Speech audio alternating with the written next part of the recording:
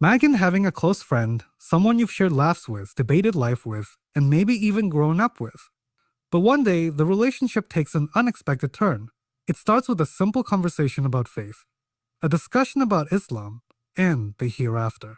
You mention Jannah, paradise, and Jahannam, hellfire, explaining what the Quran teaches about them.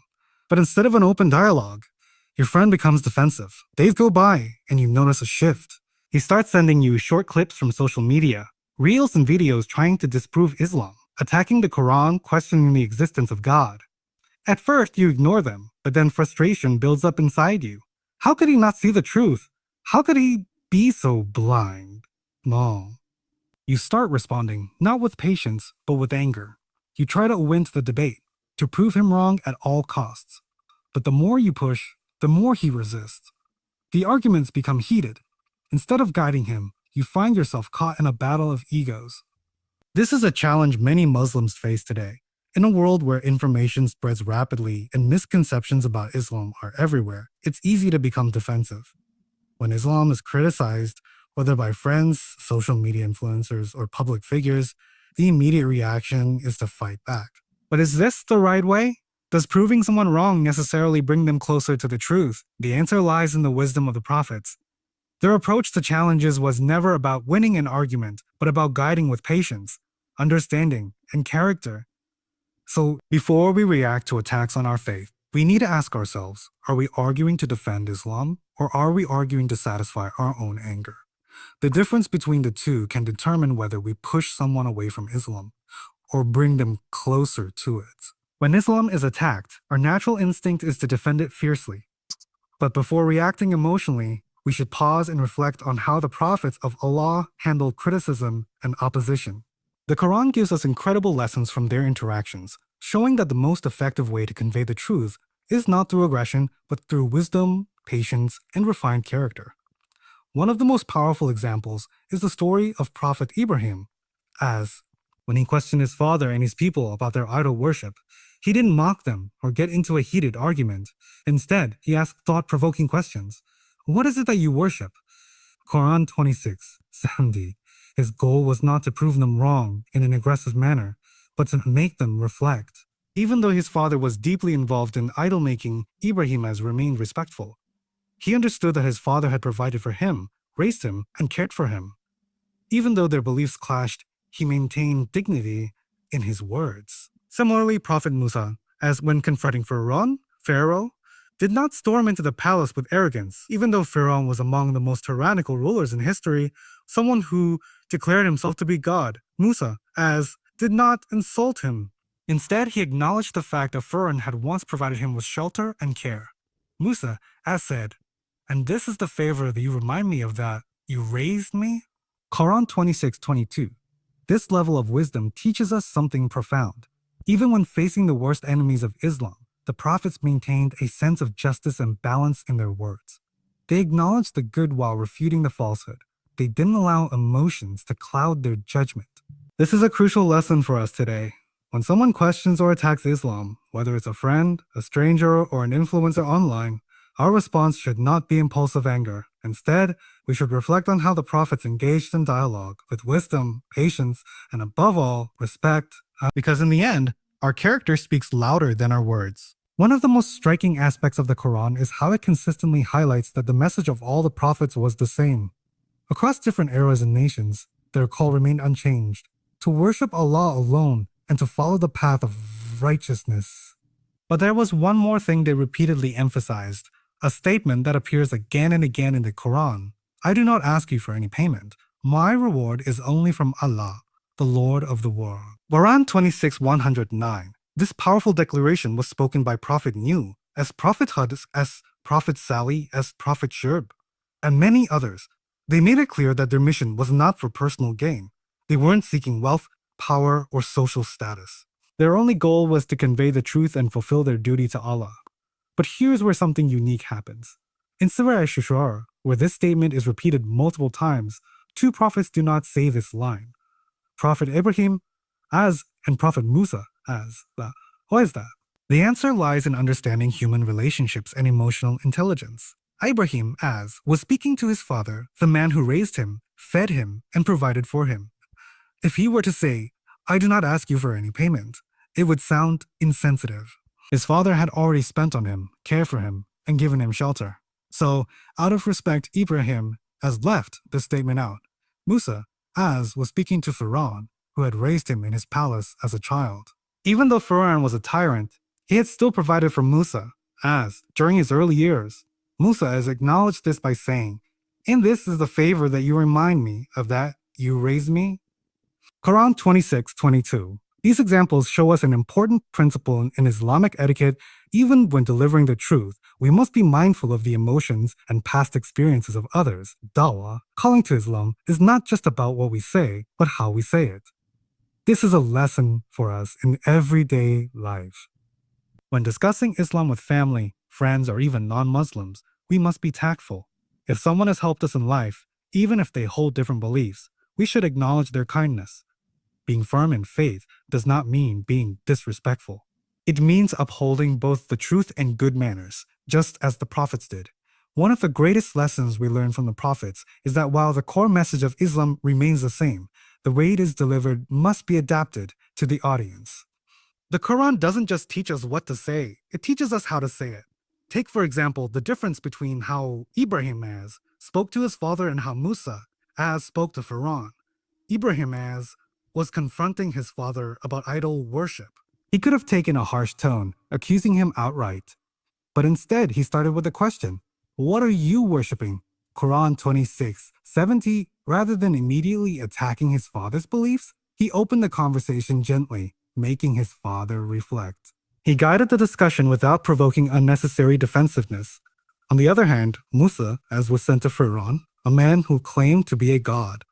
Despite Pharaoh's arrogance and oppression, Allah commanded Musa, as in Harun, as to speak with kindness and softness, and speak to him with gentle words, that perhaps he may take heed or fear Allah. Quran 24. Why was this necessary? Because harshness rarely changes hearts. Even with an enemy as evil as Pharaoh, Allah instructed his prophet to use wisdom and patience. Yet, at the same time when the situation required firmness, Musa was not afraid to stand his ground. He fearlessly told Pharaoh the truth, but always with dignity and self-control. This teaches us a crucial lesson. Being right does not mean being rude. The truth should be spoken, but in a way that people are willing to listen. When debating with non-Muslims or even discussing faith with loved ones, we must follow the example of the prophets. Speak with kindness, even when correcting others. Use questions to make people reflect, instead of immediately confronting them. Adapt your tone based on the situation. Softness when needed, firmness when required. Islam is not just about knowledge. It's about wisdom and applying that knowledge. The words we choose can either open hearts or close them forever. That is why the prophets were not just messengers. They were masters of communication. One of the most profound lessons from the Quran is that even when confronting disbelief and opposition, we must acknowledge any good that exists in the other person. This is a principle deeply embedded in the way the prophets interacted with their people, even with those who were hostile to their message. Take the example of Ibrahim and his father. His father was an idol maker, leading people into shirk. Yet despite this, Ibrahim never disrespected him. He didn't dismiss his father's role in his life. Instead, he maintained a level of honor and care in his speech. Similarly, look at Musa, and Pharaoh. Pharaoh was one of the most tyrannical rulers in history. Enslaved Bani Israel, committed mass murder, and even declared himself a god. Yet, when Musa confronted him, he didn't completely disregard the fact that Pharaoh had once taken him in as a child. Musa openly acknowledged this favor when he said, "And this is the favor with which you reproach me, that you have enslaved the children of Israel." Quran 26:22. Notice the balance in his words. He acknowledged that Pharaoh had given him shelter, but he didn't let that excuse Pharaoh's oppression. He recognized the good, but he also called out the evil. This teaches us a critical lesson in dealing with others. Even when disagreeing, we should not be blind to any good in the other person. Acknowledging that our good deeds doesn't weaken our position, it strengthens our credibility. People are more likely to listen when they feel respected, even in disagreement. Too often, when debating faith or confronting wrongdoing, we let our emotions take over. We speak in absolutes, painting the other person as entirely wrong. But the prophets showed us a better way, a way of wisdom, balance, and justice. By recognizing the good in others, we soften hearts, build bridges, and make our message more powerful. This is not just a method of debate. It's a reflection of Islamic character. One of the most crucial aspects of delivering the message of Islam is not just what we say, but how we say it. The Quran repeatedly emphasizes that wisdom and patience are essential when calling people towards the truth. The truth. Take a moment to reflect on how Musa approached Pharaoh. He was sent to confront one of the most arrogant, oppressive rulers in history. Yet Allah commanded him, "Speak to him gently, perhaps he may take heed or fear Allah." Quran 20:44. This is profound. Pharaoh was a man who declared himself a god, oppressed an entire nation, and defied Allah directly. Yet, despite his evil, Allah still instructed Musa to speak to him with gentleness. If even Pharaoh deserves soft speech, then what about our friends, family, or strangers we disagree with? Similarly, Ibrahim when speaking to his father, a man who not only rejected the truth, but also threatened his own son, never resorted to anger or disrespect. Instead, he called his father with the words, "O my dear father," Quran 19:42. This teaches us a powerful lesson. We should never let our emotions overpower our message. When engaging in discussions about faith, whether with non-Muslims, skeptics, or even our own family, we must remember, gentleness opens hearts. Even when someone is attacking Islam, a calm and composed response is more powerful than heated arguments. Wisdom means knowing when to speak and when to stay silent. Not every debate needs to be won. Sometimes silence speaks louder than words. People don't just listen to words, they feel emotions. The way we communicate affects how people perceive Islam. Our manners can either invite them in or push them away. In today's world, where online debates, social media arguments, and confrontational discussions are common, this lesson is more relevant than ever. If we truly want to follow the way of the prophets, we must ensure that our words reflect wisdom, patience, and the beauty of Islam. One of the biggest challenges in discussing faith, especially when facing opposition, is controlling our emotions. It's natural to feel frustrated when someone mocks Islam or refuses to listen. But the Quran teaches us that anger and arrogance never bring people closer to the truth.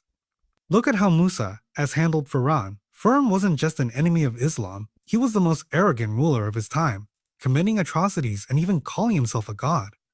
Yet, Musa has never let his emotions take over. Even when Pharaoh insulted him, belittled him, and threatened him, Musa has remained composed. Similarly, Ibrahim has faced rejection from his own father, the man who raised him. Instead of responding with anger or resentment, he maintained respect, saying, "Peace be upon you. I will seek forgiveness for you from my Lord." Quran 19:47. This teaches us an important lesson. Emotional control is part of Islamic etiquette. Don't let anger cloud your message. When someone challenges Islam, responding with aggression only makes them more defensive. Your goal isn't to win an argument, it's to invite towards the truth. A soft, wise approach is more effective than proving someone wrong in a debate. Respect even those who oppose you. Even if they reject Islam, they are still human beings. The way we treat them reflects the beauty of our faith. In today's world, especially on social media, people are quick to argue and fight over religious differences. But Islam teaches us to rise above anger and negativity. If we truly want to represent the message of Allah, we must follow the example of the prophets, always speaking with wisdom, patience, and dignity. The way we speak can either invite hearts toward the truth or push them further away. Islam is not just about delivering the message. It's about delivering it with wisdom, patience, and kindness. Look at how Ibrahim spoke to his father. Even though his father was deeply involved in idol worship, Ibrahim didn't approach him with harshness or insults. Instead, he spoke with respect and concern, using words that showed his love rather than condemnation. Musa, was given a direct command from Allah when speaking to Pharaoh, and speak to him with gentle words, that perhaps he may be reminded or fear Allah. Quran 20:44. This shows us a profound lesson. Even when dealing with the worst oppressors, the approach must be soft, not aggressive. In our daily lives, whether we are explaining Islam to a non-Muslim, correcting a fellow Muslim, or even discussing religious matters online, our tone matters. Harsh words shut hearts, but kind words open them. If someone is questioning Islam, attacking them will only push them further away. The goal isn't to win the debate, but to invite with wisdom. Sometimes silence is more powerful than arguing. Dawah isn't just about what we say, it's about how we say it. The prophets used a balanced approach, firm in faith but always kind in speech. In today's world, where arguments happen quickly, especially online, it's easy to react emotionally. But Islam teaches us to pause, reflect, and choose our words carefully. If we want others to respect Islam, we must first show them its beauty through our speech and actions.